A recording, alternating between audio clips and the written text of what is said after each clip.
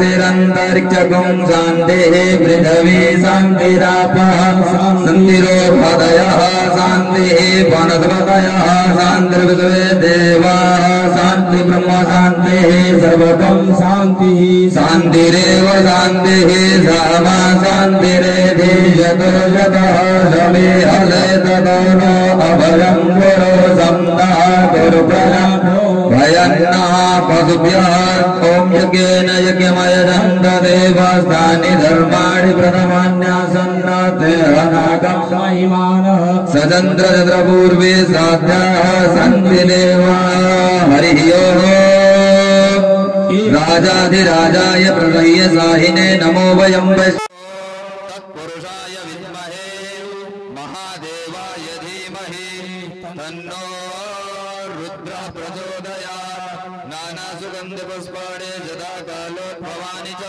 पुष्पाञ्जलिर्मया दत्ता गृहाण परमेश्वर। श्री प्राणपुरुषोत्तमाय नमो नमः। मंत्रपुष्पाञ्जलिं समर्पयामि। नमः सर्वैदारकाय जगदाधारे हेतवे साष्टांगोऽयं प्रणामस्ते प्रयत्नेन मया कृतः।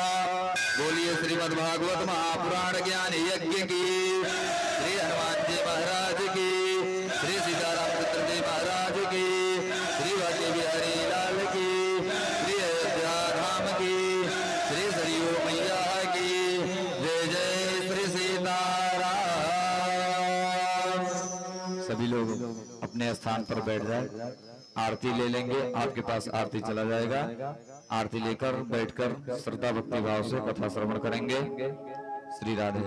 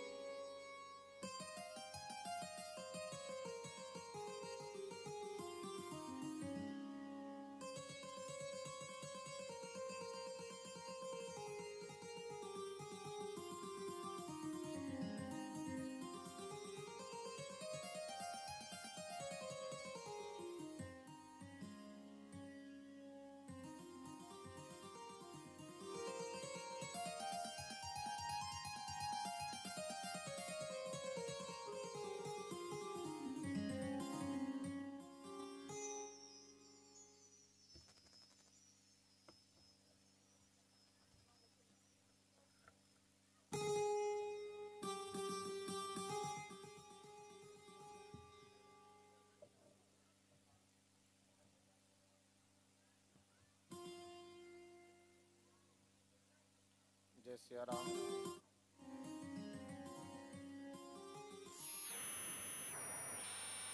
जय सिया राम।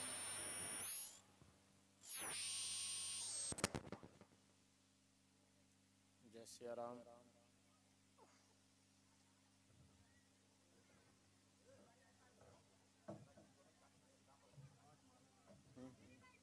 जय सिया राम।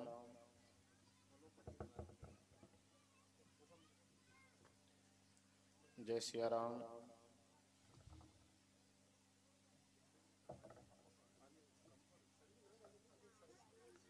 जय सिया राम।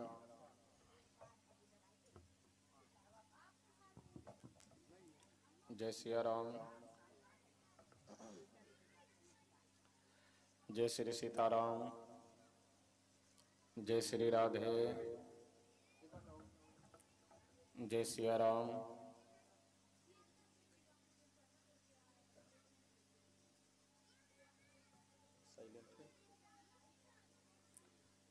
जय सिया राम।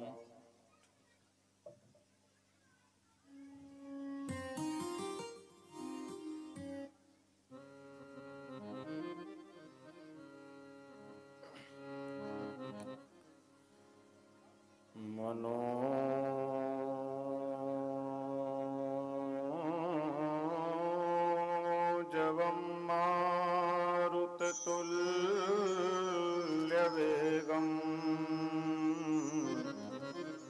जितेन्द्रियं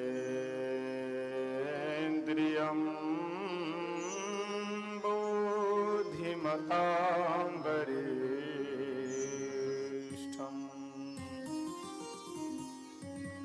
वातात्मजं वानरयोथमुख्यं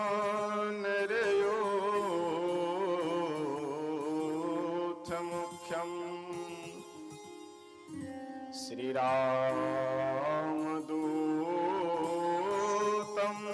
शरणं प्रपद्ये।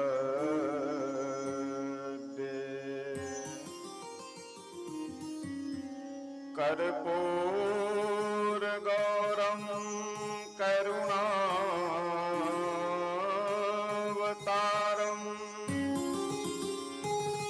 संसारसारं भुजगेन्द्रहारं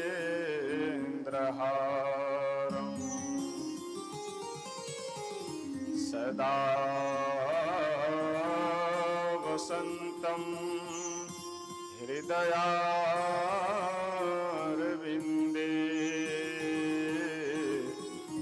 भवं भवानी सहितं नमामि।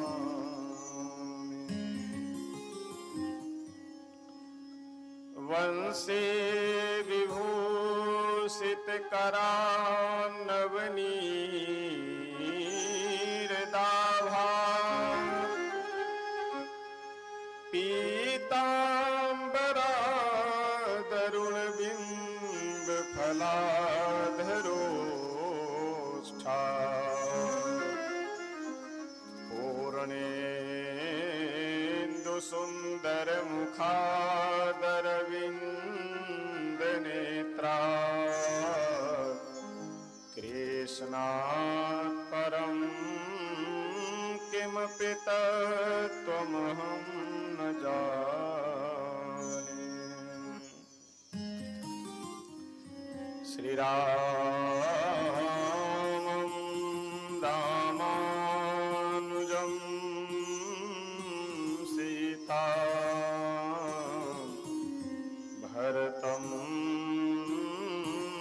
भरतानुजम्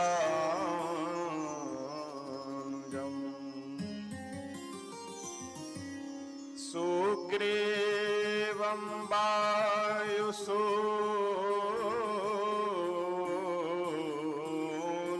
च प्रणमामि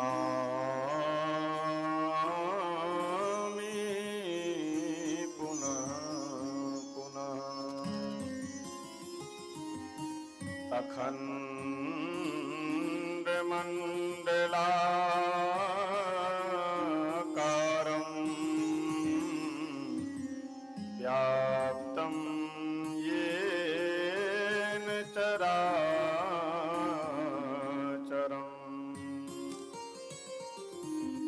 तत्पदं दर्शितं येन तस्मै श्री गुरुवे नमः। तस्मै श्री गुरुवे नमः।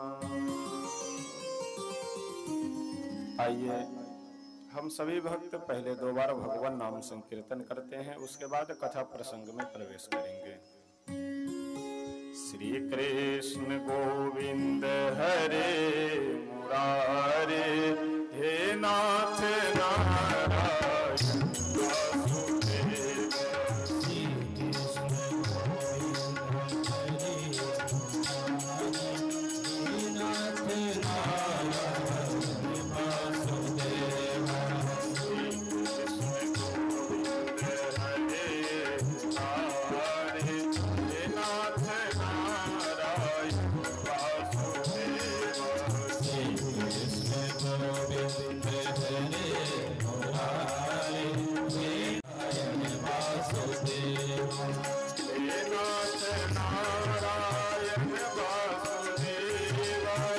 हे नाथ नारायण वासुदेव, हे नाथ नारायण वासुदेव। हे नाथ नारायण वासुदेव, हे नाथ नारायण वासुदेव। हे नाथ नारायण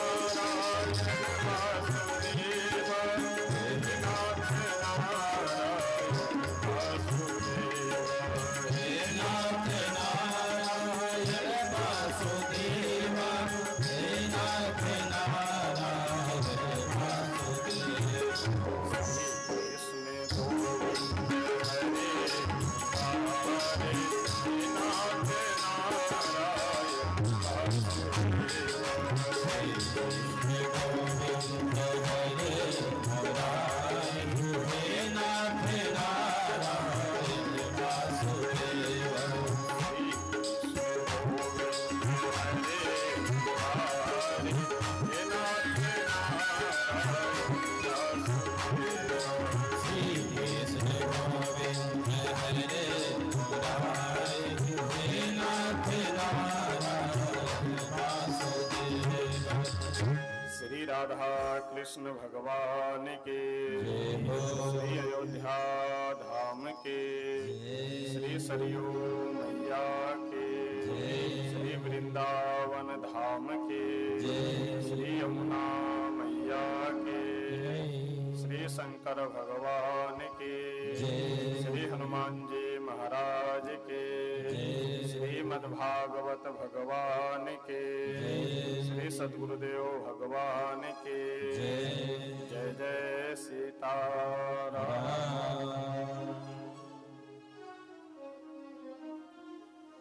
अखिल ब्रह्मांड नायक अकारण करुणा वरुणालय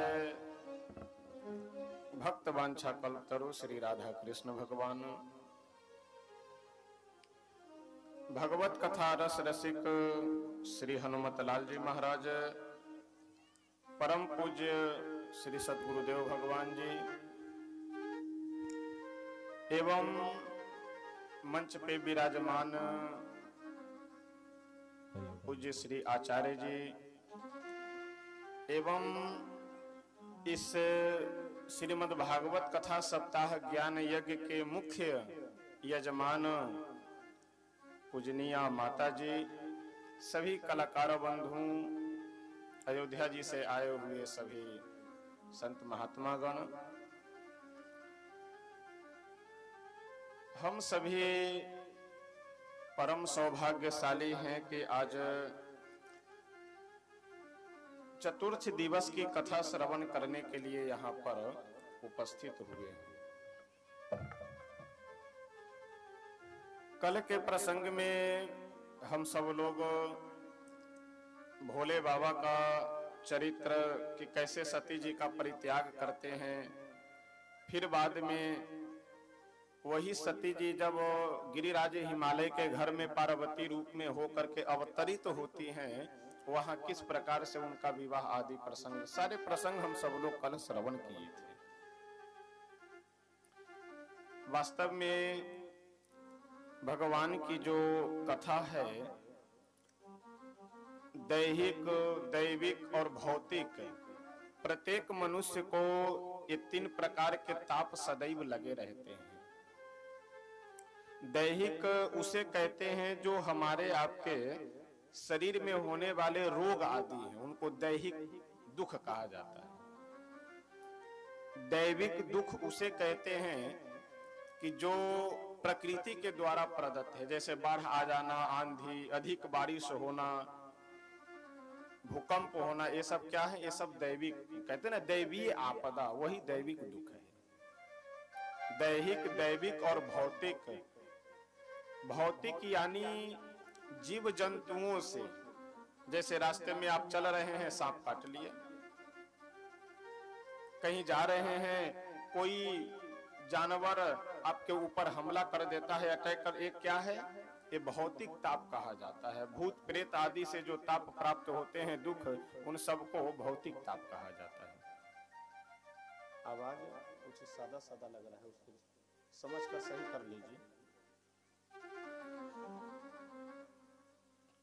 इन तीनों तापों को अगर दूर करने का सबसे सुंदर और अच्छा उपाय कोई है तो भगवान की कथा है। और मैं बार बार एक बात और भी निवेदन करता हूं कि भगवान की कथा केवल सुनने के लिए अथवा पुण्य के लिए ही नहीं, अपितु भगवान की कथा अपने जीवन में परिवर्तन के लिए, कि कथा को सुन करके उस कथा को हम लोग अपने जीवन में उतारे, कुछ ग्रहण करें, यह भी प्रयास करना चाहिए।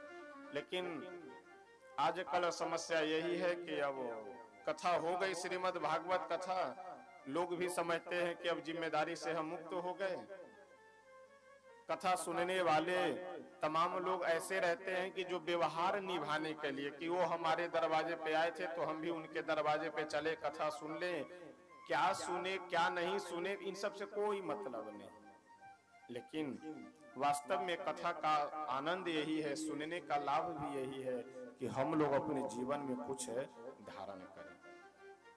आज वैसे कथा बहुत लंबी है, क्योंकि श्रीमद् भागवत महापुराण की 7 दिवसीय कथा तो कहने को तो कथा हो जाती है, लेकिन वास्तव में कथा की जो व्यवस्था है, जिस प्रकार से कथा होनी चाहिए, वो 7 दिनों में हो नहीं पाता है। इसे छोड़े उसे पकड़े, उसे छोड़े उसे पकड़े, भाग दौड़ कर करके कथा को पूरा करना पड़ता है। लेकिन अब समस्या है कि 7 दिन में ही लोग ऊब जाते हैं सुनते सुनते, तो इससे ज्यादा दिन की भी कथा संभव नहीं है। भागवतकार भोले बाबा का प्रसंग सुना करके, और कल हमने निवेदन किया था आप सबसे कि मनु जी महाराज के 3 पुत्री और 2 पुत्र थे। इन्हीं 5 पुत्र पुत्रियों का प्रसंग आपको लगभग पूरे श्रीमद् भागवत महापुराण में मिलेगा। पुत्री का नाम आकुति, देवहूति और प्रसूति, और पुत्र का नाम प्रियव्रत और उत्तानपाद। भोले बाबा के प्रसंग के बाद, अच्छा, भोले बाबा का प्रसंग जो सती जी से उनका बिछोह होता है, विवाह होता है, यह सब प्रसंग इसलिए भागवतकार वर्णन करते हैं क्योंकि सती जी की जो मां है, उनका नाम क्या है? प्रसूति, और वह कौन है? श्री मनु जी महाराज की पुत्री है। तो मनु जी के वंश वर्णन करने में दक्ष प्रजापति का भी प्रसंग, फिर भोले बाबा का भी प्रसंग भागवतकार वर्णन करते हैं। उसके बाद श्री मनु जी के बड़े पुत्र उत्तानपाद का वंश वर्णन करते हुए कहते हैं कि उत्तानपाद जब अपने सिंहासन पे, यानी पिताजी के वन चले जाने के बाद, मनु जी महाराज जब वनवास में चले जाते हैं साधना तपस्या करने के लिए, भगवत चिंतन करने के लिए, तो अपने बड़े पुत्र उत्तानपाद को सिंहासन सौंप कर करके जाते हैं। उत्तानपाद की 2 पत्नियां थी, एक का नाम था सुरुचि और दूसरे का नाम था सुनीति। दोनों पत्नियों के गर्भ से एक एक पुत्र की प्राप्ति हुई थी। बड़े पुत्र का नाम था ध्रुव, जो सुनीति के गर्भ से जिनका जन्म हुआ था, उनका क्या नाम है? ध्रुव। और सुरुचि के गर्भ से जिनका जन्म हुआ था, उनका नाम क्या है? उत्तम। ध्रुव और उत्तम, ये दोनों उनके पुत्र थे। लेकिन स्वाभाविक स्वभाववश सुरुचि से उत्तानपाद का प्रेम अधिक था, ज्यादा था। इसलिए सुनीति को अलग महल में सारी व्यवस्था दे करके ज्यादा कोई वार्तालाप करना या प्रेम भाव नहीं था। लेकिन सुनीति भगवान की बहुत अनन्य परम भक्त थी। पति से अलग रहने के कारण मन में कोई गलानी नहीं, मन में कोई खेद नहीं। सदैव भगवत चिंतन करना, भगवान का भजन करना, पूजा पाठ करना, उनका स्मरण करना, शास्त्र पुराण आदि का अध्ययन करना, बस यही कार्य। एक दिन की बात है, श्री ध्रुव जी गए अपने पिता उत्तानपाद के गोद में बैठने के लिए। तो स्वाभाविक है, सुनीति को उतना स्नेह नहीं करते थे, उतना मतलब सुनीति से राजा नहीं रखते थे, जिस कारण से राज सिंहासन पे भी यद्यपि सुरुचि छोटी थी, सुनीति बड़ी रानी थी। और बड़ी रानी होने का यह तात्पर्य, यह नियमानुसार होना चाहिए कि उत्तानपाद के साथ सिंहासन पे बैठने का अधिकार उन्हीं का था। लेकिन राजा सुरुचि को अधिक मानते थे, इसलिए सुरुचि इनके साथ में राज सिंहासन पे बैठा करती थी। ध्रुव जी जैसे ही बाल स्वभाववश, स्नेहवश, प्रेमवश अपने पिता के गोद में बैठने के लिए गए, वैसे ही सुरुचि डांटती हुई बोली कि अरे मूर्ख बालक, तपसाराध्य पुरुषम तस्यैवानुग्रहेण में गर्भे त्वं साधयात्मानं यदिच्छसि निर्पासम्। यदि सुरुचि, धूप को अलग हटा दीजिए।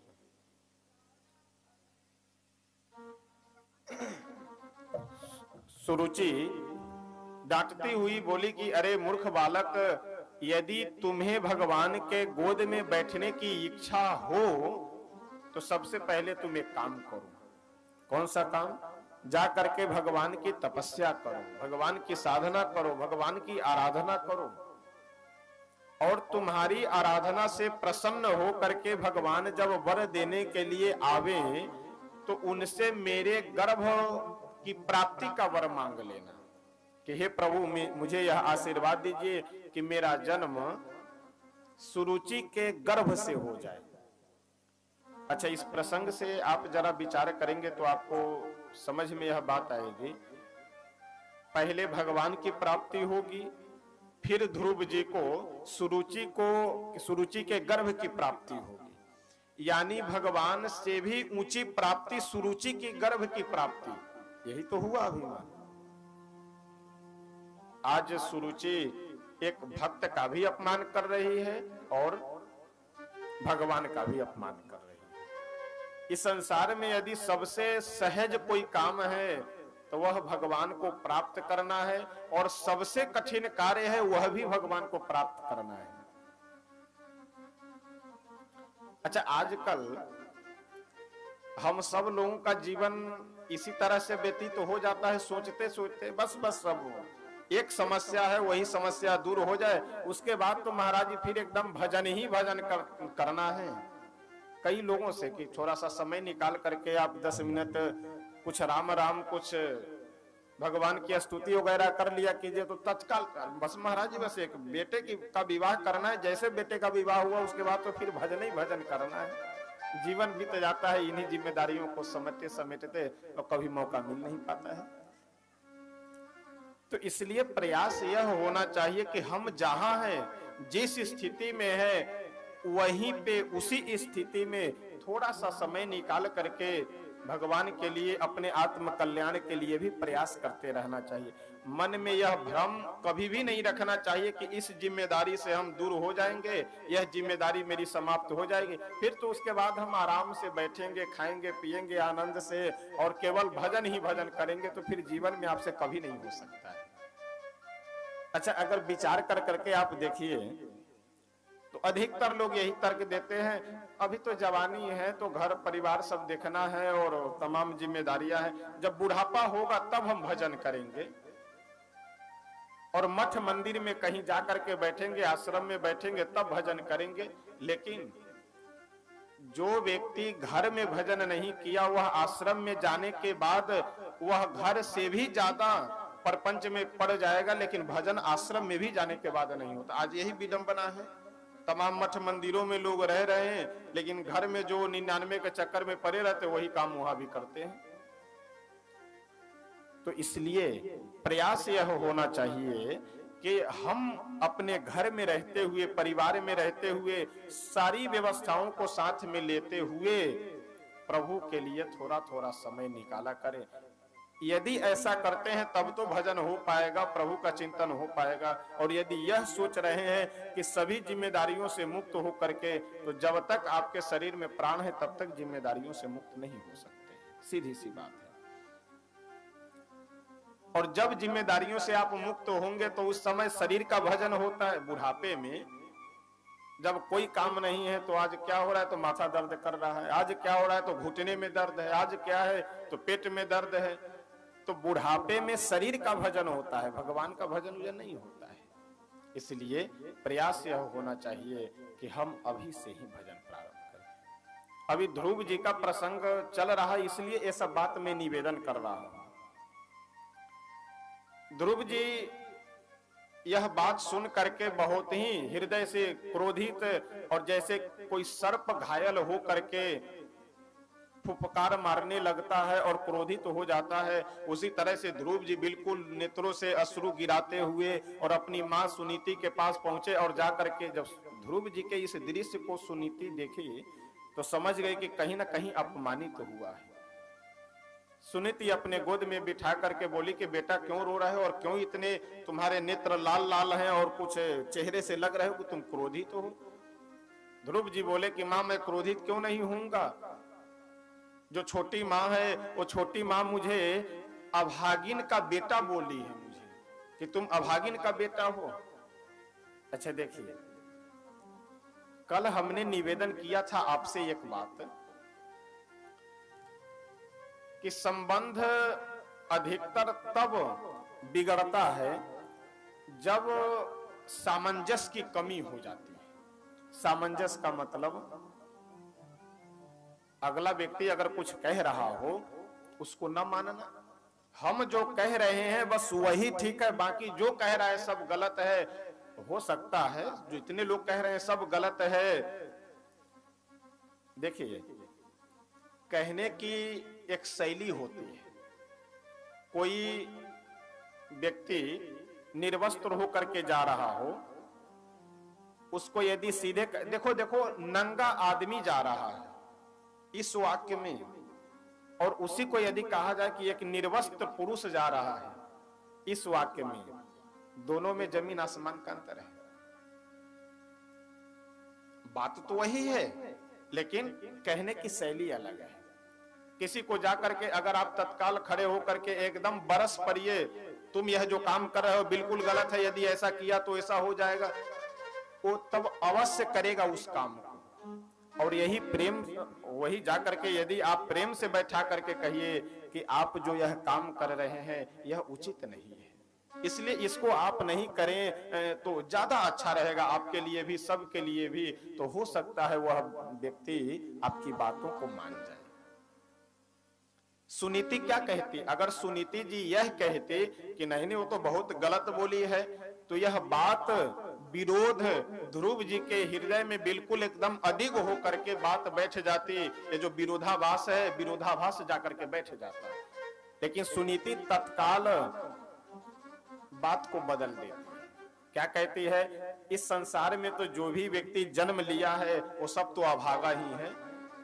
भाग्यवान तो इस संसार में वही है जो भगवान के शरण में लग चुका है, और जिसे भगवान मिल चुके हैं और जो भगवान को मिल चुका है, वास्तव में भाग्यशाली वही है। और जो जीव, जो मनुष्य, जानवर, पशु पक्षी भगवान से अलग है, वो सब अभागा ही है। तो अगर तुम्हारी छोटी माँ तुम्हें अभागिन का बेटा कह दी तो इसमें परेशान होने की क्या बात है। ध्रुव जी बोले कि केवल अभागिन का बेटा ही नहीं बोली, वो बोली कि जाकर के पहले तुम भगवान का भजन करो, तपस्या करो, और भगवान जब प्रसन्न होकर के दर्शन दे तब तुम यह वर मांगना कि मेरा जन्म सुरुचि के गर्भ से हो। तो क्या ये अपमान नहीं किया है मेरा? सुनीति जी मुस्कुरा करके बोली कि बेटा, भले ही मैं तुम्हारी सगी मां हूं, लेकिन जो मुझे करना चाहिए वह तुम्हारी सौतेली मां कर रही है। यानी भगवान का भजन करना, सही रास्ते पे चलना, ये तो मुझे सिखलाना चाहिए तुम्हें, लेकिन यह काम तो जो अब तक मैं नहीं सिखला सकी तुम्हें, वह तुम्हारी छोटी मां सिखला दी। ये तो बहुत ही सौभाग्य की बात है। अरे इस संसार के पिता के गोद में बैठने की क्या आवश्यकता है? तुम जाकर के परम पिता की गोद में बैठने के लिए साधना करो, तपस्या करो, ये तो बहुत अच्छी बात है। कहने का तात्पर्य, श्री गोस्वामी तुलसीदास जी महाराज अपने रामचरितमानस में एक बहुत सुंदर चौपाई लिखते हुए कहते हैं कि पुत्रवती जुवती जग सोई, रघुपति भगत जासु सुत होई। वास्तव में इस संसार में सराहनीय, सम्माननीय वही माता पिता हैं, और सौभाग्यशाली वही माता पिता हैं जिनका पुत्र भगवान का भक्त हो। अच्छा, कई बार लोगों को लगता है अरे भगवान के भजन करने से क्या हमें भोजन मिल जाएगा, भगवान के भजन करने से क्या हमें पैसा मिल जाएगा, भगवान का भजन करने से क्या ये हो जाएगा वो हो जाएगा। कई बार इस तरह का प्रश्न लोग करते हैं। लेकिन भगवान का भजन करने से आपको भोजन नहीं मिलेगा, क्योंकि भगवान बुद्धि दे करके भेजे हुए हैं, तो आप व्यवस्था कीजिए।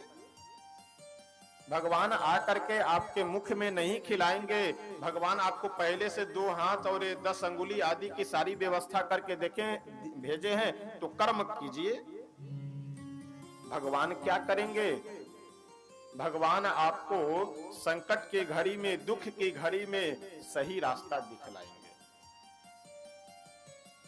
एक दिन शायद कल या परसों हमने निवेदन किया था आप लोगों से कि भगवान में आस्था रखने से, धर्म में आस्था रखने से सबसे बड़ा लाभ यही है, जैसे जीवन में कई बार ऐसी घटनाएं आती है, ऐसे विकट परिस्थितियां उपस्थित हो जाती है, जिस समय आपके सभी रिश्तेदार नातेदार किनारे, जितने आपके हित मित्र सभी का मोबाइल स्विच ऑफ होता है। ऐसा कई बार। अब आप जिन जिन व्यक्ति से, जिन जिन रिश्तेदार नातेदार हित मित्र लोगों से आपने आशा भरोसा लगा रखा था, वे सभी लोग किनारे हो गए। कोई आपके विपत्ति में, दुख में साथ देने के लिए तैयार नहीं है। और जो व्यक्ति भगवान को भी नहीं, बस या तो चूहा मारने वाली दवा लेकर के आएगा, खा करके सो गया, या तो सल्फास की गोली लेकर के आएगा, अथवा पंखे से लटकेगा या कहीं नदी में जाकर के कूदेगा। यही रास्ता है। लेकिन जो भगवान को अगर मान रहा है, भगवान में आस्था है, तो उसके हृदय में एक आत्मबल बना रहता है कि चलो कोई बात नहीं, अरे रिश्तेदार लोग हमारे साथ नहीं दे रहे तो क्या हुआ, हमारे मित्र लोग यदि साथ नहीं दे रहे तो क्या हुआ, भगवान तो हमारे साथ है ना।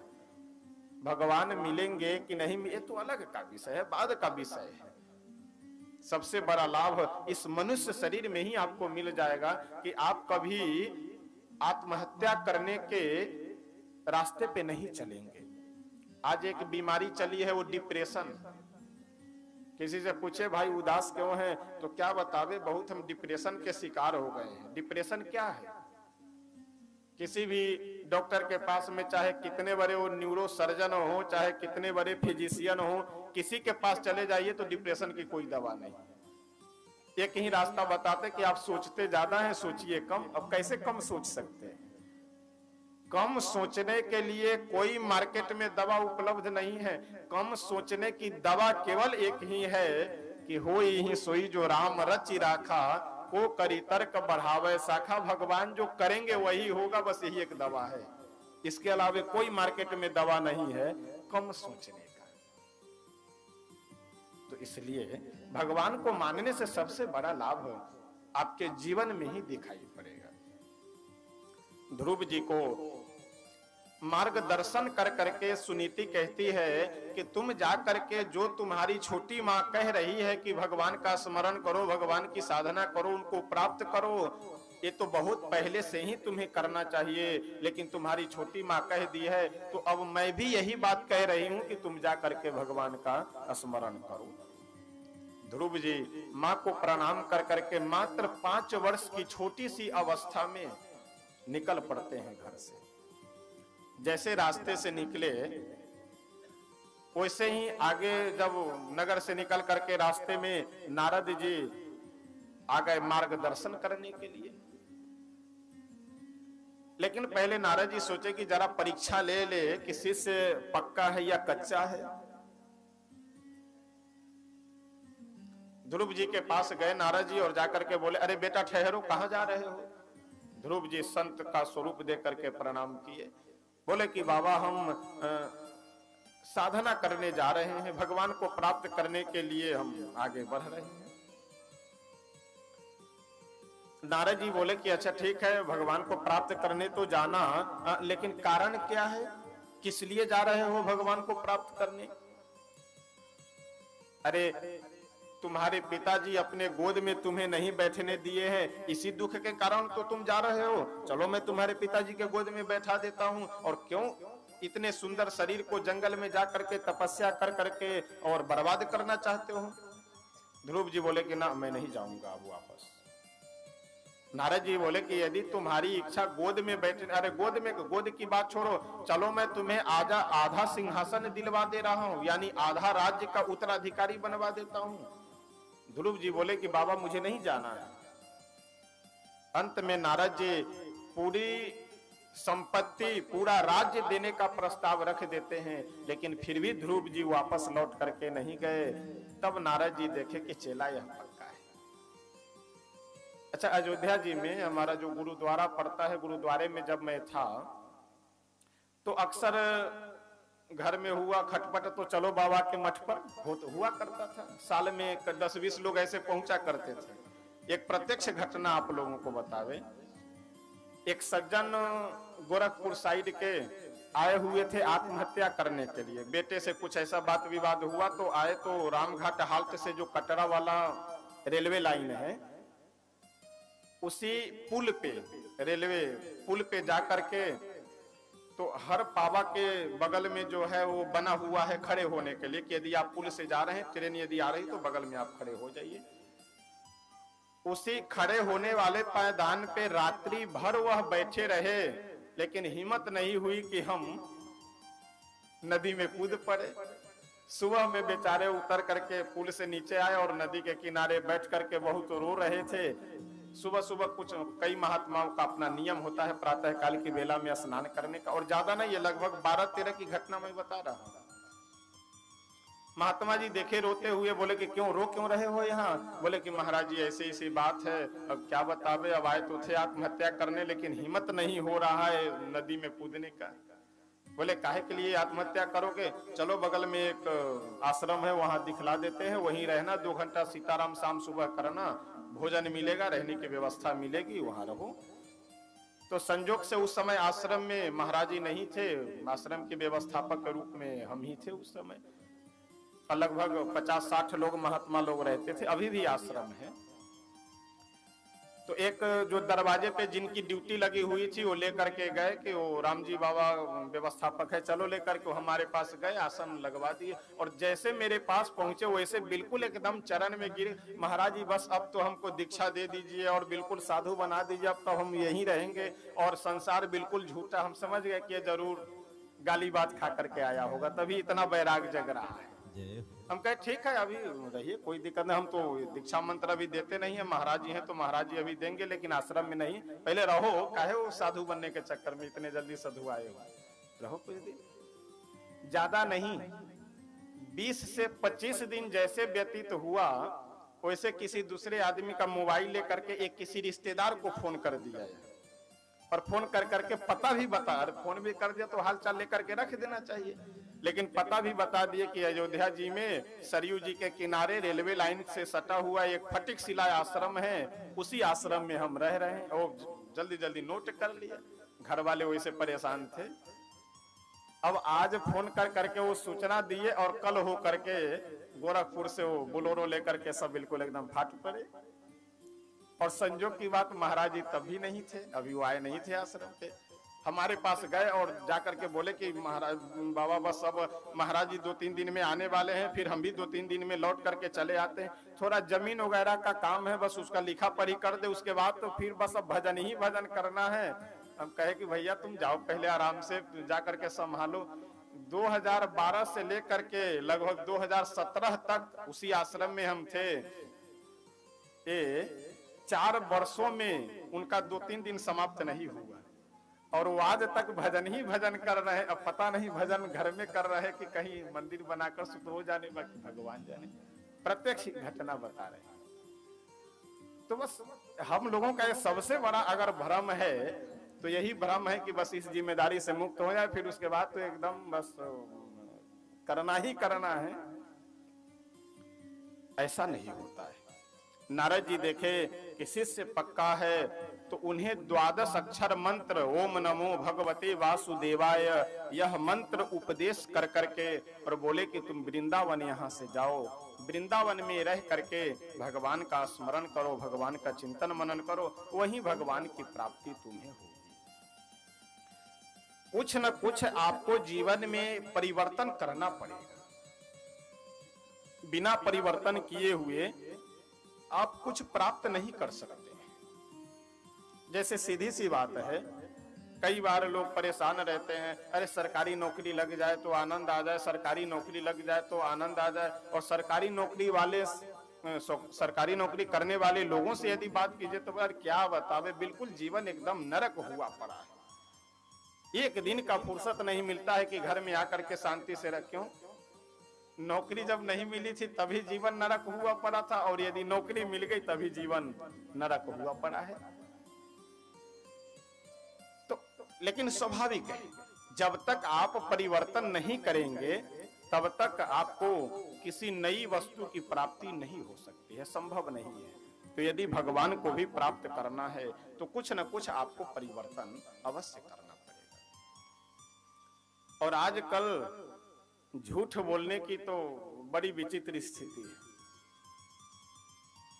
वर्तमान समय में यदि मनुष्य में बिना सिखाए, बिना समझाए, बिना बताए अगर सबसे बड़ा कोई गुण प्रकट होता है, जन्मजात गुण, तो झूठ बोलने का गुण है। यानी झूठ बोलने के लिए किसी को सिखलाना नहीं पड़ता है, बस जन्मजात झूठ बोलने का। और मोबाइल आकर के तो और बर्बाद कर करके रख दिया समाज को। जैसे कहाँ बस बस बस पहुंचने वाले हैं और अभी घर में ही बैठे हुए हैं।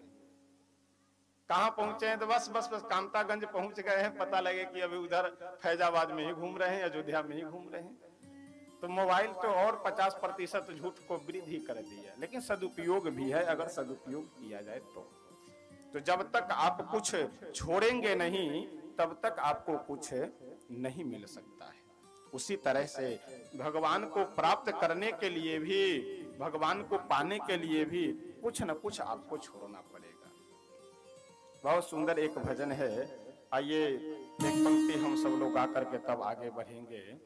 क्योंकि जो अभी मैं बार बार निवेदन कर रहा हूं कि हम सब लोग भ्रम में रहते हैं कि यह समय आने पर हम ऐसा कर लेंगे, वह समय आने पर हम ऐसा कर लेंगे।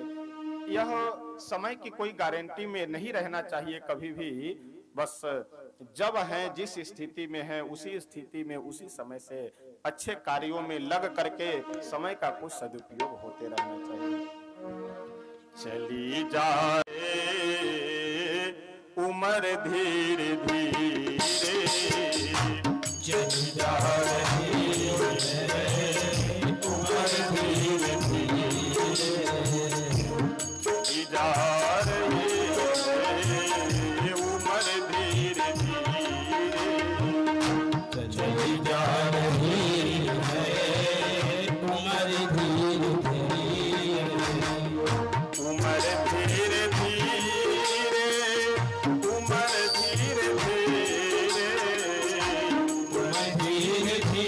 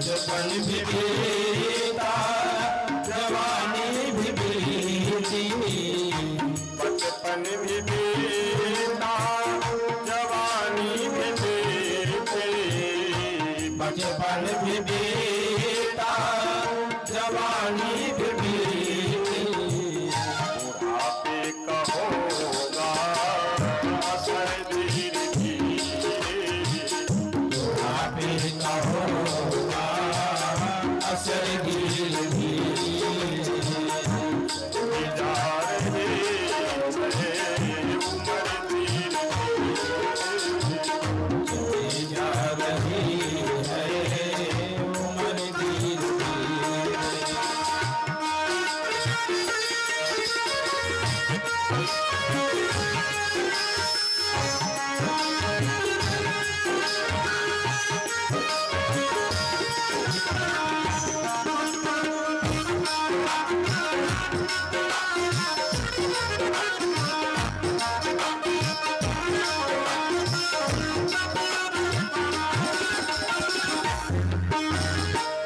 गिरे दांत सारे हुए देश उजले, गिरे दांत सारे हुए केस उजले, गिरे दांत सारे हुए केस उजले, गिरे दांत सारे हुए केस उजले, की जा रही है कमर धीरे धीरे,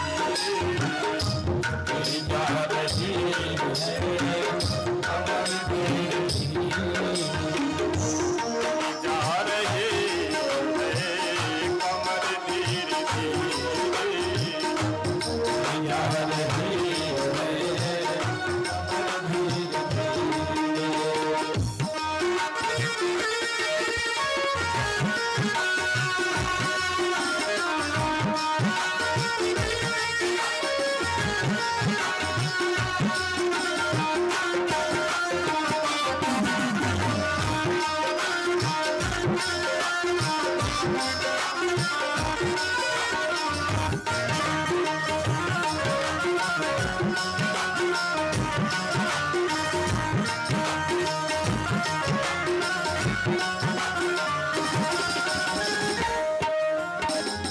उमर धीरे धीरे, उमर धीरे धीरे, उमर धीरे धीरे, उमर धीरे धीरे, उमर धीरे धीरे, उमर धीरे धीरे, उमर धीरे धीरे, उमर धीरे धीरे, चली जा रही है उमर धीरे धीरे, जा रही है उमर धीरे धीरे, जा रही है उमर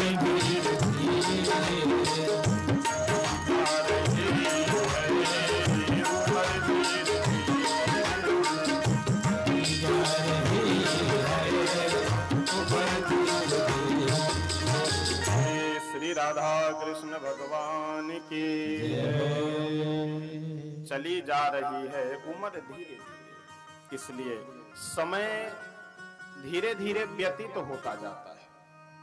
अच्छा, इस संसार को भी और हमारा आपका जो यह शरीर है, इस शरीर को भी दोनों को क्षणभंगुर कहा जाता है।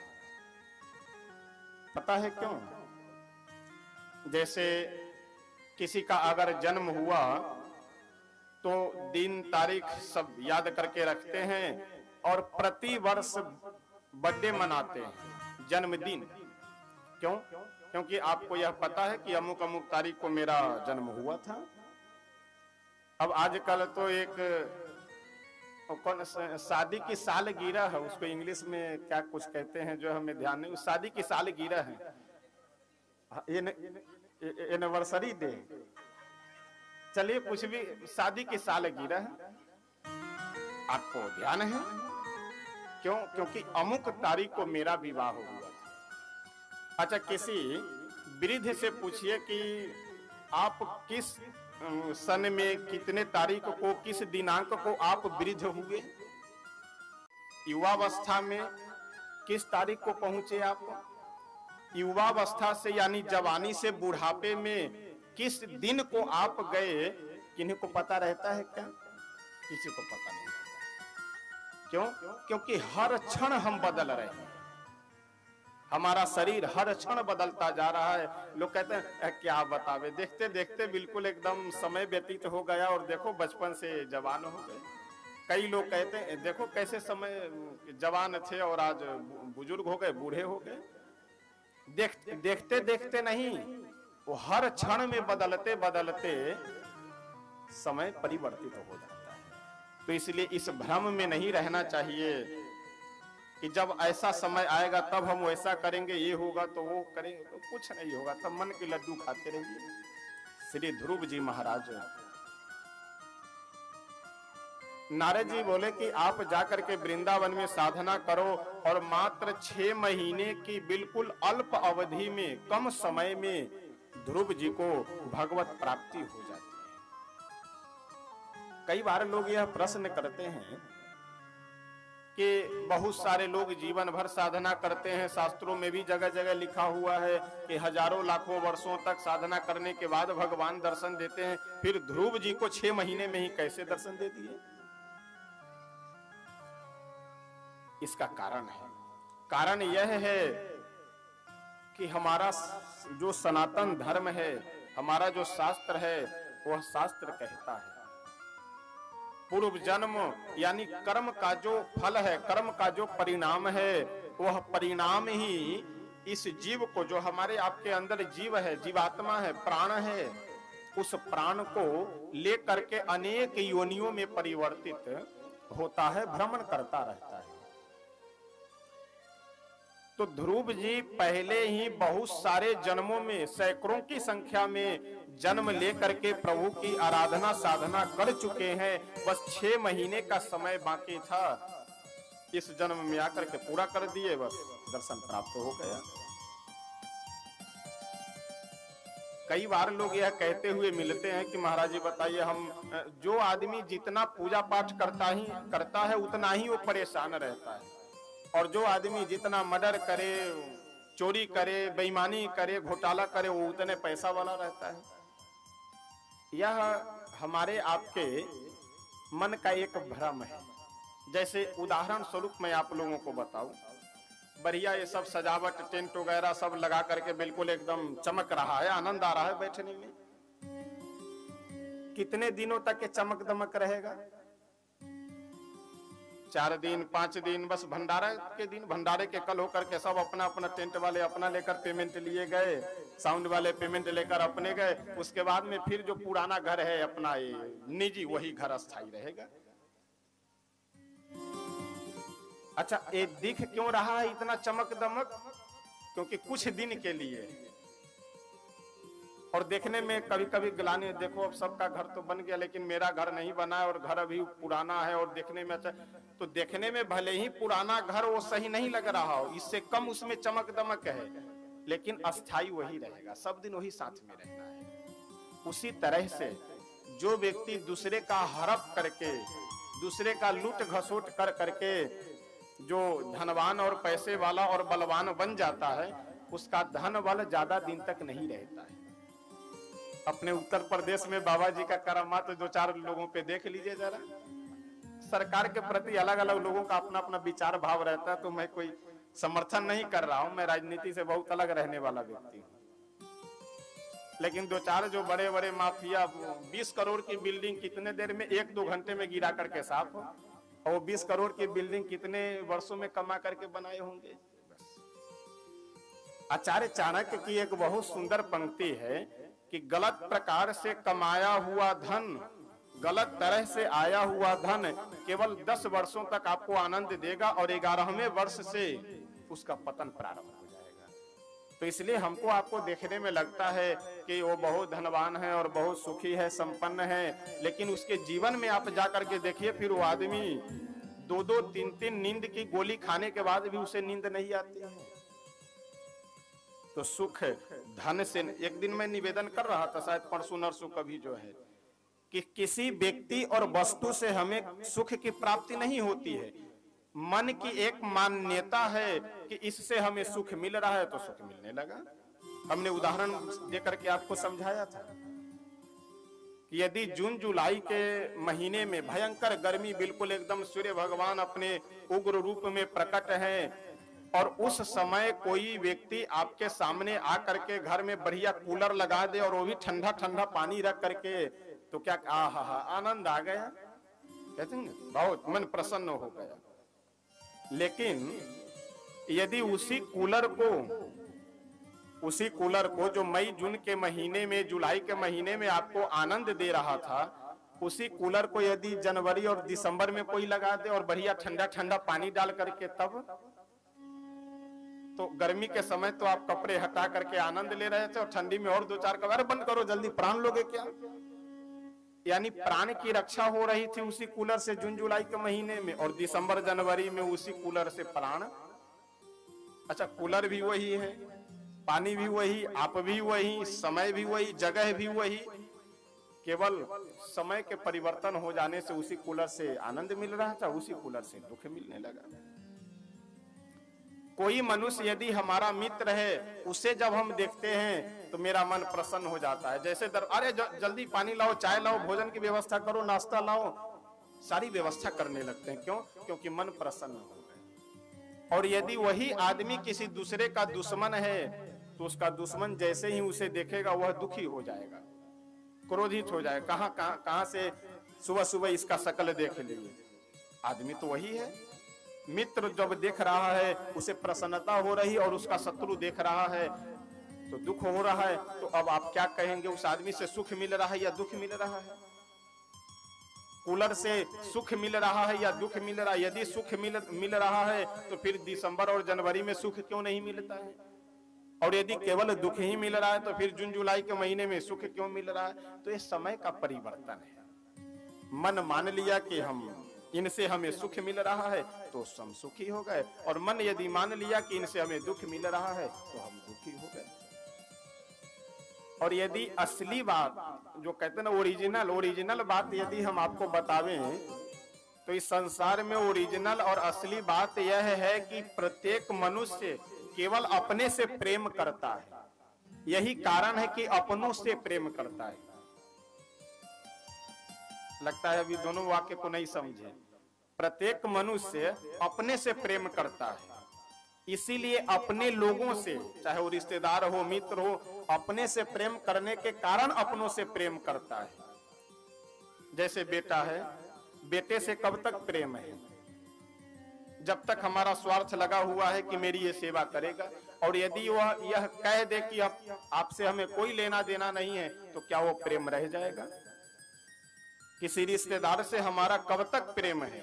जब तक यह आस लगा हुआ है और आशा मन में बनी हुई है कि विकट परिस्थिति में या दुख की घड़ी में मेरे रिश्तेदार मुझे सहायता करेंगे, सहयोग करेंगे। जब तक मन में यह आशा बनी हुई है तब तक हम उनसे प्रेम करेंगे। और यदि एक बार भी कभी संकट की घड़ी में वो नहीं आए तब क्या कहेंगे? अरे कौन चीज की रिश्तेदारी? जब मेरे जीवन में दुख होता है और नहीं एक बार भी फोन करके पूछते हैं तो कौन बात की रिश्तेदारी, कौन बात की मित्रता? बाहर में गया वह मित्रता। क्यों? क्योंकि हम अपने से प्रेम करें। जिससे हमें लग रहा है कि आनंद मिलेगा, सुख मिलेगा, उन सब से हम प्रेम कर रहे हैं। और जिससे यह पता चल जाए कि इससे हमें सुख नहीं मिलना है, आनंद नहीं मिलना, उस सबको किनारे कर करके हटा दिए। तो इस संसार में कोई किसी दूसरे से प्रेम नहीं करता, सब अपने से प्रेम करता है। बस यही कारण है कि अपने लोगों से, अपनों से प्रेम कोई भी व्यक्ति करता है। सीधी सी बात। श्री ध्रुव जी महाराज को भगवान जब दर्शन देने के लिए आए तो ध्रुव जी के मन में एक पश्चाताप होने लगा कि लगता है हम जल्दी आ गए हैं प्रभु की आराधना करने के लिए। अगर थोड़ा पढ़ लिख करके आए हुए होते तो आज प्रभु के बहुत सुंदर शब्दों में श्लोक बना करके प्रभु की स्तुति करते। भक्त के इस भाव को, भक्त के इस विचार को प्रभु जान करके और अपने शंख को श्री ध्रुव जी के कपोल यानी मस्तक से जैसे ही स्पर्श कराते हैं वैसे ही सारे वेद वेदांत 6 दर्शन ये सभी ध्रुव जी के सब हो जाता है। और श्री ध्रुव जी महाराज कई श्लोकों में भगवान की बड़ी अद्भुत स्तुति करते हैं। यहीं पे ध्रुव जी का आगे भागवतकार कुछ वंश परंपरा आदि का वर्णन करते हैं। उसके बाद पुरंजनोपाख्यान प्रसंग वर्णन करते हैं। प्रारंभ में ही मैं निवेदन कर चुका हूं कि कथा आज लंबी है, तो हनुमान जी वाला छलांग लगा लगा करके 100 योजन का वो बढ़ा जाएगा, लेकिन यह है कि सभी प्रसंगों को थोड़ा छूते हुए चलेंगे, छोड़ करके नहीं चलना है किन्हीं को। अर्थर से आए हैं हमारे भोला सिंह जी, बोल रहे थे कि गुरु जी आज कथा जल्दी समाप्त कर दीजिए। हम कहे कि अगर जाना हो तो आप जल्दी चले जाइए, लेकिन आज कथा लंबी है तो इसलिए कथा को छोड़ना उचित नहीं है। और कई बार मैं सुनता हूं ना कि लोग कहते हैं कि वो महाराज जी अब कब समापन करेंगे और कब समापन करेंगे। तो देखिए, जल्दी समापन कर देने में तो हमें लाभ ही है, बोलना कम पड़ेगा। क्या आवश्यकता है इस व्यास गद्दी पे बैठ करके 1-1.5 घंटे 2 घंटे ज्यादा चिल्लाने की। लेकिन प्रयास मेरा यह है कि अगर कथा हो रही है, खर्च किया जा रहा है, समय दिया जा रहा है, तो भले ही मन करे या न मन करे। अच्छा, हॉस्पिटल में कौन कौन जाना चाहता है, जिनकी इच्छा रहती है और चाहते हैं कि हॉस्पिटल में हम रोज जाया करें प्रसन्नता से। हॉस्पिटल में कोई प्रसन्नता से नहीं, जबरदस्ती जाना पड़ता है। जब चूरन चटनी खा करके देख लिया और वो 2-4 दर्द आदि की दवा खा करके देख लिया और जब कंट्रोल नहीं होता है, तब व्यक्ति मजबूरी में हॉस्पिटल में जाता है। तो ये भी जो है, ये हॉस्पिटल ही समझ लीजिए। वो हॉस्पिटल शरीर का हॉस्पिटल और ये हॉस्पिटल मन का हॉस्पिटल। मन का इलाज तो यही होना है, मन का इलाज बस कहीं और नहीं। तो इसलिए यहाँ पर भी अब कई लोग फॉर्मेलिटी के लिए आते हैं कि अब वो हमारे यहाँ पे आए हुए थे तो हम भी उनके दरवाजे पे चल करके नाम लिखवा ले रजिस्टर में। तो अगर रजिस्टर में नाम लिखवाने के लिए आए हैं तो लिखवा कर आप चले जाइए, लेकिन अगर कथा सुनना हो तो प्रेम से आनंद से बैठिए। क्योंकि कथा हम कल मैंने निवेदन किया था, इसलिए बार बार ये सब शब्दों का प्रयोग करना उचित नहीं है व्यास गद्दी से। कथा हम अपने आनंद के लिए और आत्म कल्याण के लिए करते हैं, तो यदि बैठेंगे तो आपको भी आनंद मिलेगा, आपका भी कल्याण होगा, और नहीं तो फिर आप स्वतंत्र हैं, जा सकते हैं। पुरंजनोपाख्यान का भागवतकार वर्णन करते हैं। ये पुरंजनोपाख्यान है क्या? एक प्राचीन बरही नाम के बड़े ही प्रतापी और बहुत बड़े चक्रवर्ती सम्राट राजा हुए थे। क्या नाम था? प्राचीन बरही। बच्चे जो यदि भैया ये कृष्णा जी हैं तो ये तो स्वयं सुधर सकते हैं, उनको कौन संभाले। प्राचीन बरही नाम के एक बड़े ही प्रतापी और योद्धा राजा थे। वह सैकड़ों की संख्या में हिंसक यज्ञ किए। हिंसक यज्ञ का मतलब जो अश्वमेध आदि यज्ञ आप लोग सुनते होंगे। अश्वमेध यज्ञ में घोड़े की जो व्यवस्था सब रहती है, कुछ ऐसे यज्ञ हैं कि जिसमें उन जीवों की बलि दी जाती है। कुछ ऐसे यज्ञ हैं, उन यज्ञों के परिणाम स्वरूप स्वर्ग की प्राप्ति होती है। तो जैसे सीधी सी बात है, किसी को अगर कष्ट दे करके आपको सुख की प्राप्ति हो रही है तो आपको तो सुख मिल रहा है, लेकिन अगले व्यक्ति को तो कष्ट ही मिलता है, दुख ही मिलता है। इस तरह के हजारों पशुओं की बलि दे करके सैकड़ों हजारों की संख्या में ये प्राचीन बरही यज्ञ किए थे। किस इच्छा से? स्वर्ग की प्राप्ति की इच्छा से। एक बार नारद जी पहुंचे और नारद जी जाकर के बोले कि राजन, तुम्हें पता है तुम अपने यज्ञ में जिन जिन पशुओं की बलि दे रहे हो और जिन जिन पशुओं की तुमने हत्या की है, वे सारे पशु ऊपर तुम्हारा इंतजार कर रहे हैं, राह देख रहे हैं। जिस दिन तुम मर करके वहां पहुंचोगे वे सारे पशु तुमसे बदला अवश्य लेंगे। प्राचीन बरही घबरा करके बोला, तो प्रभु हम क्या करें, आप ही बताइए। नारद जी बोले कि इसके लिए एक ही उपाय है। तो एक कहानी सुनाई। कहानी यानी एक दृष्टांत प्रसंग सुनाते हैं और बोले कि प्राचीन बरही, मैं यह प्रसंग सुना रहा हूं, इस प्रसंग से तुम्हें स्पष्ट समझ में आ जाएगा कि जीवात्मा परमात्मा इस संसार में किस प्रकार से इस सृष्टि की व्यवस्था है और कैसे जीव आकर के संसार में फंस जाता है। एक पुरंजन और अभिज्ञात, ध्यान से सुनिएगा, पुरंजनोपाख्यान भागवत जी का बहुत सुंदर प्रसंग है। एक पुरंजन और अविज्ञात, ये नाम के पुरंजन नाम के और अविज्ञात नाम के ये दोनों मित्र थे। कहीं ये दोनों अपना रहते थे। एक दिन पुरंजन के मन में यह इच्छा जागृत हुई कि चल करके जरा घूम फिर करके आया जाए, थोड़ा दुनिया को देखा जाए, संसार को देखा जाए। अपने मित्र अविज्ञात से पूछा कि मित्र यदि तुम कहो तो हम जरा घूम फिर करके आवे। अविज्ञात बोला हाँ हाँ बिल्कुल जाओ तुम घूमने। अब पुरंजन क्या किया, घूमने निकल पड़ा। घूमते घूमते जब उसे थकान लगने लगे तो अपने मन में सोचा कि कहीं एक बढ़िया सुंदर नगर मिल जाए, उसी नगर में हम निवास करें। घूमते घूमते एक जगह जाकर के देखा तो 9 द्वारों से युक्त एक बड़ा बढ़िया नगर दिखाई पड़ा। उस नगर में 9 दरवाजे बने हुए थे चारों तरफ। उसी नगर में पुरंजन प्रवेश कर जाता है। जैसे ही नगर के अंदर प्रवेश किया तो देखा कि एक बहुत सी दास दासियों को साथ में ले करके और रथ पे बैठ करके एक कन्या आ रही है, राजकुमारी आ रही है। पुरंजन गया सामने और जाकर के पूछा कि राजकुमारी जी आप कौन हैं? वह राजकुमारी बोली कि मैं तो राजकुमारी हूं इस नगर की। तुम कौन हो? पुरंजन बोला कि हम एक नगर के तलाश में घूम रहे थे तो हमें ये नगर बहुत बढ़िया लग रहा है। और पुरंजन देखने में बहुत सौंदर्यवान युवा बलवान भी था। तो वह जो राजकुमारी थी वह अपना एक प्रस्ताव रखे कि ऐसा है तुम्हारा विवाह हुआ है कि नहीं? पुरंजन बोला कि नहीं नहीं अभी तो हम कुंवारे हैं। राजकुमारी बोली कि मैं भी अभी कुमारी हूं तो तुम मुझसे विवाह कर लो और इसी नगर में रहो। पुरंजन बोला कि हाँ ये तो बहुत बढ़िया है। अब उसी राजकुमारी से विवाह करने के बाद पुरंजन वहां रहने लगा। तो इनका नाम पुरंजन और इनकी जो पत्नी राजकुमारी थी उनका नाम क्या हो गया? पुरंजनी। दोनों आनंद से रहने लगे। धीरे धीरे समय व्यतीत होता गया। एक बार की बात है, एक चंडवेग नाम का बहुत बड़ा योद्धा अपने साथ 360 काले रंग के सैनिक और 360 गोरे रंग के सैनिकों को लेकर के उस पुरंजन के नगर पे, पुरंजनपुरी पे आक्रमण कर देता है। चंडवेग नाम का एक योद्धा बहुत दिनों तक युद्ध करता रहा, बहुत दिनों तक युद्ध करता रहा, लेकिन जब उसे सफलता नहीं मिली तो एक जरा नाम की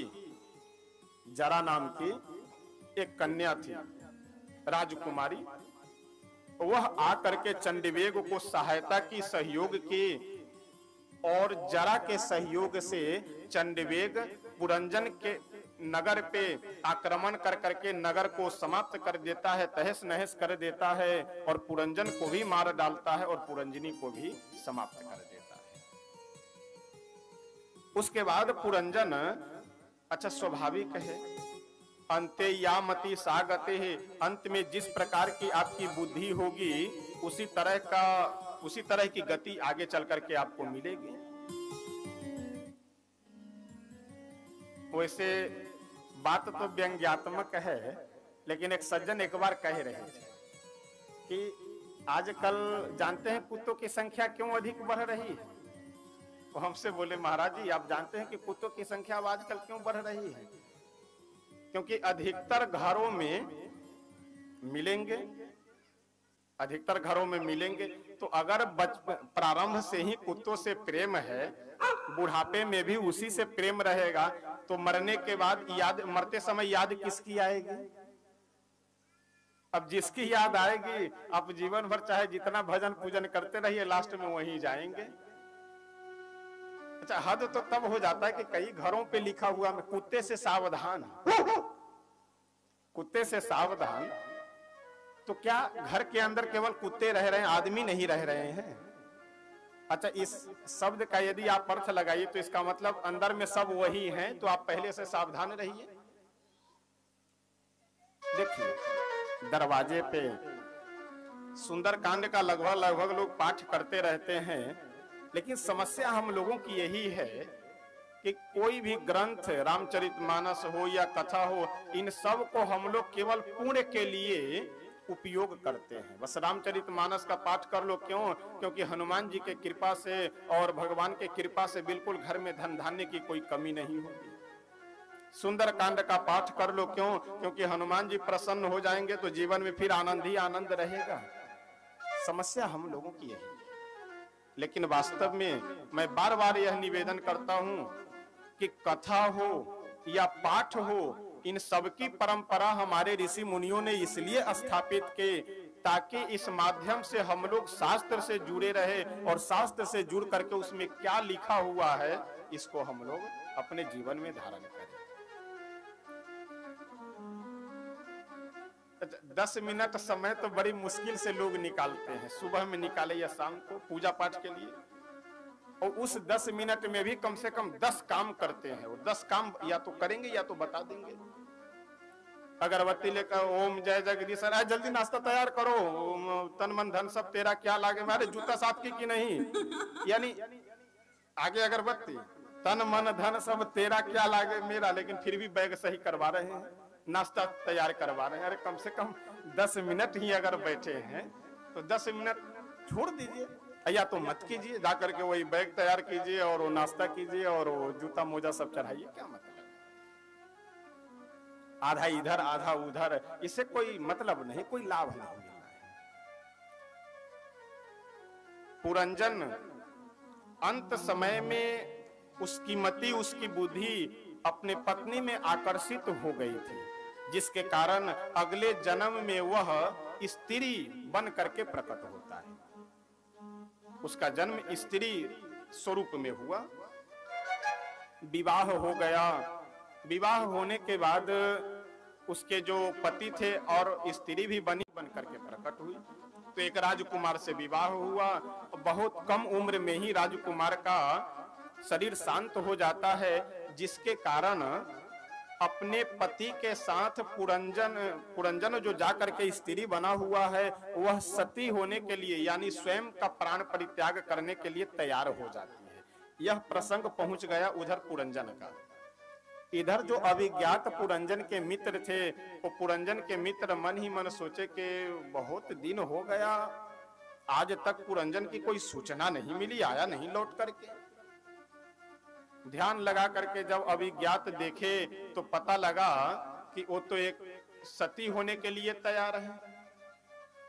वहां गए, कौन? अभिज्ञात, जो पुरंजन राजकुमारी बन करके विवाह हो चुका था उस, और अपने मरे हुए पति के साथ सती होने जो जा रही थी, वहां स्त्री के रूप में जो पुरंजन जा रहे थे, वहां अभिज्ञात पहुंचे और जाकर के उसे बहुत समझाए कि तुम हमारे मित्र हो और तुम हमसे आदेश लेकर, आज्ञा लेकर के तुम निकले थे घूमने के लिए, और यहाँ घूमने के क्या किस लिए आए कि तुम संसार में ही फंस गए।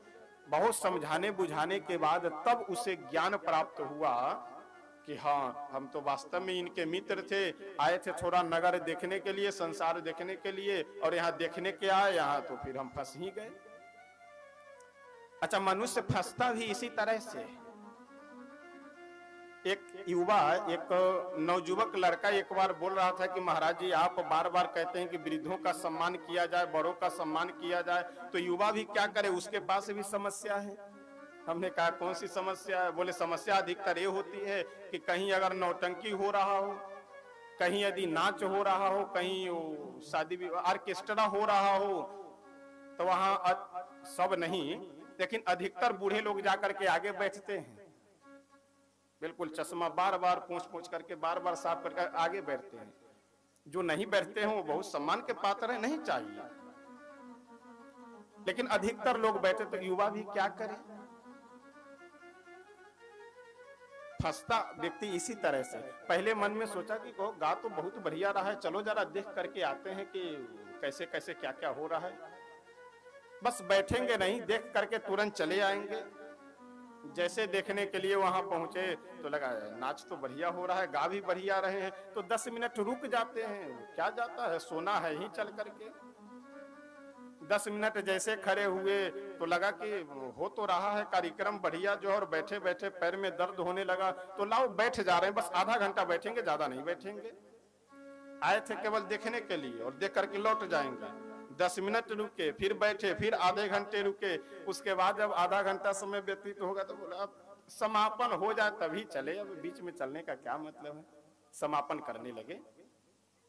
कहने का तात्पर्य मनुष्य इसी तरह से फंसता है। पहले सोचा कि देख लेते हैं, देखने से क्या जाता है, फिर मन में होता है कि छू लेते हैं, छूने से क्या जाता है, और फिर अंत में सोचता है कि अब लाओ छू लिए तो पकड़ ही ले। बस जैसे पकड़ा वैसे ही फिर गोविंदाय नमो नमः फंसता चला जाता है। तो मनुष्य फंसता भी इसी तरह से है। पुरंजन पहुंचे हुए थे केवल नगर देखने के लिए, लेकिन घूमते फिरते पुनः बाद में अभिज्ञात नाम के जो उनके मित्र थे वो जा करके उन्हें बचा करके लेकर के आ गए। नारद जी बोले कि प्राचीन बरही एक कहानी सुन करके कुछ समझ में आया। प्राचीन बरही राजा बोला कि बाबा कहानी तो बहुत बढ़िया लगी, लेकिन इसका मतलब कुछ समझ में नहीं आया। अब ध्यान से जरा 2 मिनट इसका तात्पर्य आप लोग समझिएगा। पुरंजन और अभिज्ञात ये दोनों कौन है? जीवात्मा और परमात्मा, यानी हमारे आपके अंदर में जो प्राण है, जीव है, यह जीव पुरंजन है और ईश्वर परमात्मा क्या है? अभिज्ञात नाम के वो मित्र हैं। तो जीवात्मा और परमात्मा दोनों मित्र हैं। जो गुण ईश्वर में है वही गुण हमारे आपके अंदर विराजमान जीव में भी है। लेकिन समस्या यही है कि अभिज्ञात जो है वो इस संसार से मतलब नहीं रखते, और पुरंजन जो है यानी हम लोग इस संसार में आकर के बढ़िया आनंद भी लेते हैं तो दुख भी होता है, दुख लेते हैं तो आनंद भी, सुख भी मिलता है। तो जीवात्मा और परमात्मा यही पुरंजन और अभिज्ञात नाम का 2 मित्र है। ठीक। तो जीवात्मा परमात्मा से यानी पुरंजन अभिज्ञात से बोला कि मित्र यदि तुम कहो तो हम जरा जाकर के संसार देखावे। तो पुरंजन यानी जीवात्मा आया कहां पे? संसार में घूमने के लिए। लेकिन यहां पर आकर के सोचा कि कोई हमें बढ़िया नगर मिल जाए, तो एक 9 दरवाजे से युक्त बढ़िया नगर दिखाई पड़ा। कौन सा नगर? यह मनुष्य शरीर जो हमारा आपका है। इसमें कितने दरवाजे हैं? 5 ज्ञान इंद्रिय और 5 कर्म इंद्रिय, ये क्या है? 10। यही 10 दरवाजा है।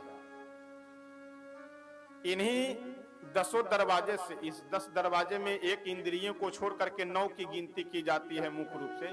यानी कि जो है प्राण सदैव 9 इंद्रियों के माध्यम से ही बाहर होता है। या तो आंख से हो, मुख से हो, या कर्ण के रास्ते हो। 5 ज्ञान इंद्रिय और 5 कर्म इंद्रिय, ये 10 इंद्रियों में से एक को छोड़ करके लगभग 9 रास्ते से प्राण शरीर से बाहर होता है और प्रवेश भी करता है इसमें। ठीक। तो 9 दरवाजों से युक्त यह मनुष्य शरीर रूपी नगर दिखाई पड़ा। पुरंजन रूपी जीवात्मा को इसमें प्रवेश कर जाता है। और जो वहां पुरंजन को राजकुमारी से विवाह किए हुआ था, जिस राजकुमारी से, तो इस नगर में राजकुमारी क्या है? बुद्धि। जो हमारी आपकी बुद्धि है, यह बुद्धि ही राजकुमारी है। उस राजकुमारी से विवाह करके जीवात्मा इस शरीर के अंदर रहता है। अच्छा, कई बार लोग इस भ्रम में पड़े रहते हैं कि मन प्राण ये सब एक ही है। ऐसा नहीं है। मन अलग है और प्राण अलग है, आत्मा अलग है। धीरे धीरे, अच्छा वहां पे पुरंजन के नगर पे एक चंडवेग नाम का योद्धा जो आक्रमण किए हुआ था। ये चंडवेग कौन है? तो संवत्सरो चंडवेगा। संवत्सर यानी वर्ष। जैसे लोग कहते हैं ना, हम धीरे धीरे बड़े हो रहे हैं, यानी उम्र में हम बड़े हो रहे हैं। अच्छा, आपको मान लीजिए कोई व्यक्ति अगर 40 वर्ष जीवित रहता, 40 वर्ष की आयु है, तो 40 वर्ष में यदि 20 वर्ष निकल चुका है तो आयु घटी या बढ़ी? लेकिन लोगों को क्या लगता है? हम बढ़ रहे हैं, हम बड़े हो रहे हैं धीरे धीरे। हम लोग बड़े नहीं हो रहे हैं, धीरे धीरे छोटे हो रहे हैं। यानी जो आयु मिली हुई है वह आयु 1-1, 2-2 दिन कर करके समाप्त होती जा रही है। तो जो वर्ष है वह वर्ष ही क्या है? चंडवेग है। ठीक। संवत्सरो चंडवेगा। और चंडवेग के साथ में जो 360 काले और 360 गोरे रंग के सैनिक थे, वो क्या है? तो दिन और रात ये दोनों क्या है? वही सैनिक है। जैसे वर्ष कैसे व्यतीत होता है, एक एक दो दो दिन कर करके तो व्यतीत होता है। जैसे आज कितना 16 तारीख है ना, आज 16 कौन सा मार्च, फरवरी, 16 फरवरी 2021 आपके जीवन में दोबारा नहीं आएगा। ऐसा नहीं कि 16 फरवरी आएगा, लेकिन कौन सा? 2022 का, 21 का नहीं, 20 का नहीं, 19 का नहीं, क्योंकि यह व्यतीत तो हो चुका। और 2021 भी ऐसा नहीं कि अब दोबारा कभी नहीं, दोबारा 2021 को भी नहीं आना है, दोबारा 16 फरवरी 2021 इस दिनांक को नहीं आना है। अगर आगे चल करके यानी आज से 100 वर्ष बाद, तो 100 वर्ष बाद 2121 आएगा। जो 2021 चल रहा है, तो आगे चलकर 2021 दोबारा यदि यह वर्ष व्यतीत हो। अच्छा 2020 अब आ सकता है क्या? 2020 तो अजर अमर हो गए इतिहास में, उसका तो नाम ही लेना बेकार है हर आदमी। लेकिन ये है, अगर किसी में अवगुण है तो गुण भी है, और गुण है तो अवगुण भी रहता है।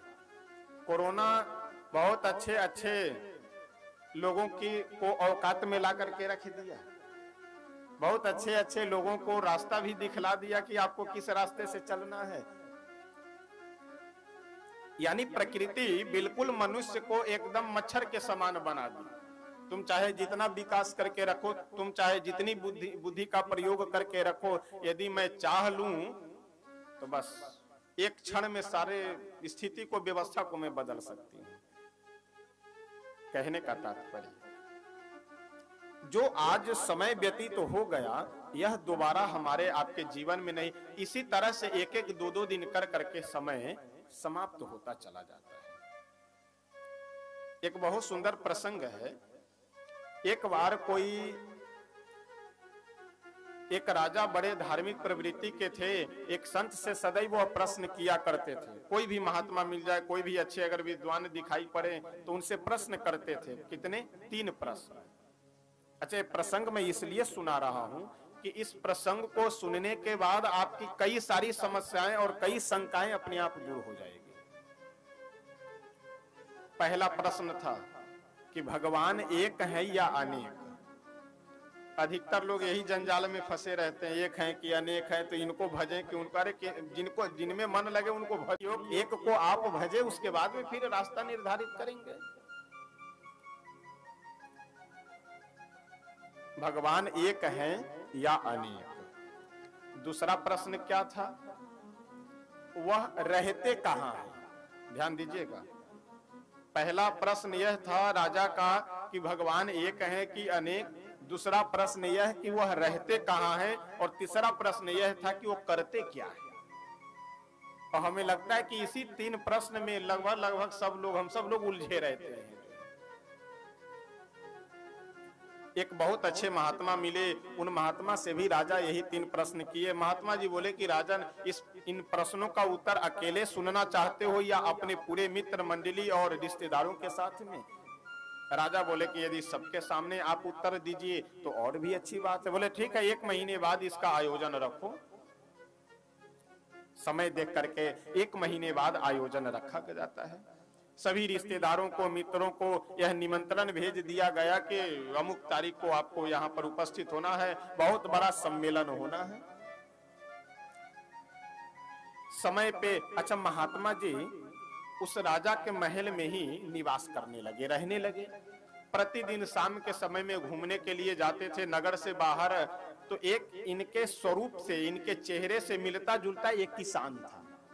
अपने वो खेतों में काम करने के लिए आए तो महात्मा जी वहीं जाकर के अपना कुछ वार्तालाप, बातचीत किया करते थे। जब 2-3 दिन रह गया सम्मेलन का, तब वह महात्मा जी किसान से बोले कि अरे किसान भाई, मेरा एक काम करोगे? किसान बोला हाँ महाराज बिल्कुल बताइए, आदेश कीजिए, कौन सा काम करना है? बोले तुम्हें महात्मा बन जाना है। किसान बारे महाराज अभी घर परिवार में फंसे हैं, छोटे छोटे बच्चे हैं, कैसे महात्मा बन जाएंगे? अभी संभव नहीं है। महात्मा जी बोले कि महात्मा होना नहीं है, बनना है केवल। अच्छा, बनने में और होने में अंतर है। एक दिन मैं बता रहा था ना, कहीं पर भी अगर गांव में कथा हो रही हो या कहीं किसी संजोग से जाते, महाराज जी गांव में एक मंदिर है, वहां कोई पूजा करने वाला, कोई महात्मा दीजिए, आपके पास कोई महात्मा हो तो दीजिए, महात्मा को किसी को रख दीजिए। तो हम तो तत्काल कहते हैं कि आप के गांव में कितने लोग हैं? तो 1000, 1500, 2000, 5 जो भी हो। तो मैं कहता हूं कि आपके गांव में जितने भी वर्तमान समय में महात्मा बने हुए हो, 2, 3, 4, 5, उतने महात्माओं का नाम लिस्ट हमें दे दीजिए। गांव में जितने महात्मा बने होंगे उतने महात्मा हम आपके अलग से ला करके मंदिर में रख देंगे। अरे महाराज, कहाँ साधु, कहाँ कोई बनता है जो है अब तो। तब तो साधु आकाश से आएंगे या जमीन से निकले? कहां से निकलेंगे साधु? जब अच्छा, विडंबना भी यह है, चाहे भले ही 3 बेटे हो या 4 बेटे हो या 6 बेटे हो या 10 बेटे हो, लेकिन कोई भी ये माता पिता नहीं चाहते कि मेरा बेटा साधु बन जाए। लेकिन साधु सबको अच्छे लगते हैं।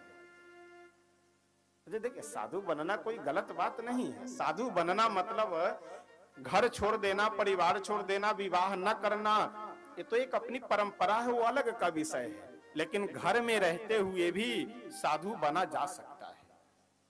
विवाह करने के बाद भी साधु बना जा सकता है। बस गुण मेरे अंदर आ जाए, मेरा विचार मन सहज सरल हो जाए, परोपकारी हो जाए, बस हो गए आप साधु। यही तो साधु बनना है। लेकिन समस्या क्या है, हमारे सनातन धर्म से जुड़े हुए हिंदुओं की, बस मंगलवार आया तो हनुमान जी के मंदिर में उपस्थित हो गए लड्डू लेकर के। हनुमान जी देखिए जरा ना, वैकेंसी आने वाली है, नौकरी लग जाए।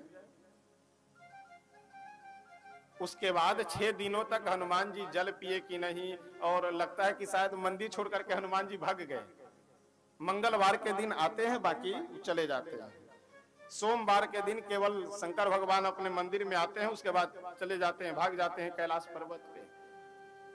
यदि गांव में 1000 लोग रह रहे हैं, लेकिन दुर्भाग्य यह रहता है कि अगर छोटा सा मंदिर है तो 2 अगरबत्ती दिखलाने वाला कोई नहीं रहता है। ऐसा नहीं होना चाहिए। अगर हमारे आसपास में मठ मंदिर है, धर्म को यानी हमारा सनातन धर्म आज पिछड़ता जा रहा है, धर्म में खामियां आती जा रही है। इसका सबसे बड़ा कारण यही है कि आज समाज केवल मठ मंदिर को अपने स्वार्थ का साधन बना करके रखे। अगर हमारी समस्या होगी तो हम मंदिर में जाएंगे, अगर हमारे पास समस्या नहीं है तो क्या मतलब मंदिर में जाने का। यदि मेरी नौकरी नहीं लग रही है तब तो हम मंदिर में जाएंगे, और नौकरी लग गई तो अरे भगवान भगवान कुछ होते नहीं है, सब वैसे ढोंग पाखंड है, सब कमाने खाने का धंधा बनाए रहते हैं। तत्काल ये बात निकलने लगती है। तो आज हिंदुओं की अगर सबसे बड़ी विडंबना है तो विडंबना यही है कि मठ मंदिर को केवल हम लोग स्वार्थ पूर्ति का स्थान बना करके रखे हुए हैं। तो इसलिए मठ मंदिर वाले भी अपने स्वार्थ पूर्ति का एक अड्डा बना लेते हैं। अब मंदिर में जाइए, अच्छा विडंबना है कि नहीं, यहां से विंध्याचल माता लगभग जो भी हो 250, 300, 400 किलोमीटर जो भी हो, अगर पास में कोई देवी का स्थान है, माँ का स्थान है, वहां पर कोई व्यक्ति झाड़ू बहारू भी करने एक दिन नहीं जाएगा। लेकिन कहाँ जाएंगे? विंध्याचल में। क्यों? क्योंकि वहां जाने से इच्छा की पूरी होती है, मनौती पूरी होती है। तो वहां बैठे हुए लोग भी जब तक आप 50 रुपए न दीजिए तब तक फूल माला चढ़ाया ही नहीं जाएगा। जैसे आप गए हैं पैसा कमाने के उद्देश्य से, वैसे वो भी कमाने के लिए बैठे हुए हैं वहां। बात बराबर है। समस्या यही है। कई बार लोग कहते हैं ना कि महाराज जी मठ मंदिर तो सब कमाने खाने का धंधा बनाए हैं। अच्छा, मठ मंदिर में जाता कौन है? कमाने खाने के ही उद्देश्य से तो आप जाते हैं। अगर निस्वार्थ भाव से कि हम श्रद्धा भाव से जाकर माँ का दर्शन करें, प्रेम से जाकर के हनुमान जी का दर्शन करें, क्या हम फूल नहीं चढ़ाएंगे तो माता जी हमसे नाराज हो जाएंगे? क्या हम प्रसाद नहीं चढ़ाएंगे तो माता जी हमसे नाराज हो जाएगी? जो व्यक्ति जितना पैसा वाला रहता है, अपने पैसे का उपयोग कर करके, अब जैसे मान लीजिए यदि हम मंदिर में जा रहे हैं, लंबी लाइन लगी हुई है, तो नियमानुसार तो यह चाहिए कि हम लाइन में लग करके श्रद्धा भाव से दर्शन करें। लेकिन यदि मेरे पॉकेट में पैसा है तो हम ये सोचते हैं कि धीरे से किसी पुजारी को या इधर उधर 150 दे करके जल्दी जा करके दर्शन कर करके चले दे हम। तो ये ठगना हुआ कि नहीं हुआ मंदिर में? तो जैसे वहां कमाने के उद्देश्य से लोग जा रहे हैं, तो वहां जो बैठे हुए चाहे पुजारी हो या जो कोई भी वहां के व्यवस्थापक है, वो भी कमाने खाने का अड्डा धंधा बना लेते हैं। तो इसलिए समाज को, सबको जागरूक होने, केवल अंगुली उठा देने से काम नहीं चलेगा। किसी से भी आप पूछिए, माताएं जरा शांति बना करके रखे, अगर बात करना हो तो फिर आप घर पे बैठ करके बात कीजिए। यदि आइए 2 बार जरा भगवान नाम संकीर्तन किया जाए, फिर उसके बाद में आगे प्रसंग में प्रवेश करेंगे। हरे राम राम राम सीता राम राम राम, हरे राम राम राम सीता राम राम राम, हरे राम राम राम सीता राम राम राम, हरे राम राम राम सीता राम राम राम, हरे राम राम राम सीता राम राम राम, हरे राम राम राम सीता राम राम राम, हरे राम राम राम सीता राम राम राम, हरे राम राम राम सीता राम, हरे राम राम राम सीता राम राम राम, हरे राम राम राम सीता राम राम। श्री राधा कृष्ण भगवान की। तो हम लोग श्रवण कर रहे थे कि महात्मा बनना अलग का विषय है और महात्मा होना अलग का विषय है।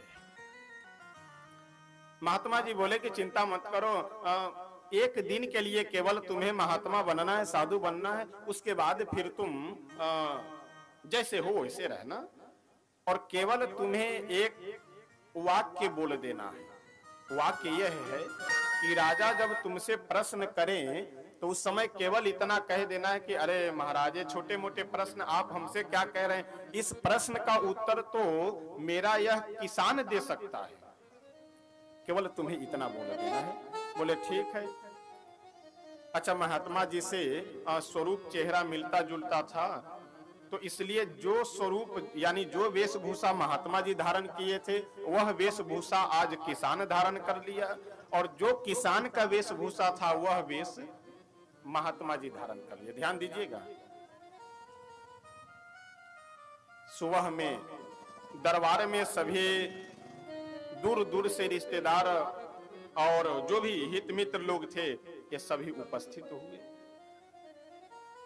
ये सब उपस्थित होते हैं। महात्मा जी भी किसान का वेश बना करके नीचे जो दर्शक दीर्घा में जा करके बैठे हुए थे, और जो महात्मा जी के लिए आसन बनाया गया था उस पे किसान महात्मा का वेश बना करके जाकर बैठ गए। और जब राजा प्रश्न किए कि महाराज मैं प्रश्न करूं, तो संत वेशधारी किसान बोला हाँ हाँ